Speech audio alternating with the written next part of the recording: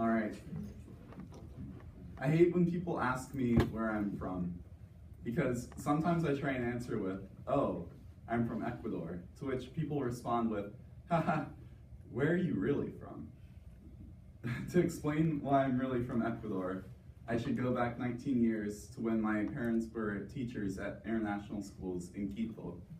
I was born then. I spent the first year and a half of my life there before moving back to the United States.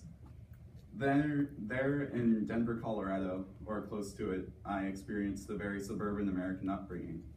I went to Chuck E. Cheese, I pretended like I could play soccer for a few years, you know, typical stuff. But I always had a connection to South America, being an Ecuadorian citizen, that I wanted to explore, but I didn't really have the opportunity to. That was until my 6th grade year when my mom got a job with Colegio Nueva Granada, which was a school in Bogota, Colombia. So I was shocked, but also very excited. And so we went down there, and I remember the first night I was very scared. I was laying down in my bed. Construction workers were cursing at each other in Spanish outside my window. Dogs were barking, and I was sitting there. And I was like, how am I gonna survive these first few years in Colombia? The first year was rough. It was a lonely first year. I was the only gringo, or one of the few gringos at my school. I spoke Spanish, but the others spoke Spanish quicker. It was rough. The first few years, the stuff I looked forward to was playing games with my gringo friends on the weekends, or when Taco Bell first opened up in the country. But then I realized that I was shutting the culture out, and therefore it was shutting me out.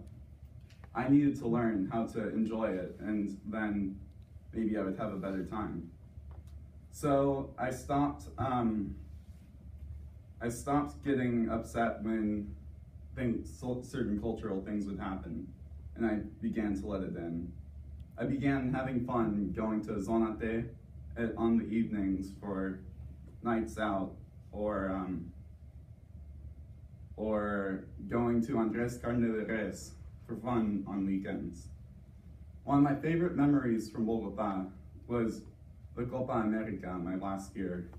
You'd go to this mall where you'd all get together with a bunch of people that you didn't know before and celebrate as if they were your family. It was a bunch of fun. When I left Colombia, I realized that the slogan that they use there, the only risk is wanting to stay, is all too true. I had loved the country, and I had began to love it without even realizing it. I realized that the true beauty in people is in differences. And this is how Colombia shaped me, my vision of the world, and it's a place I'll never forget.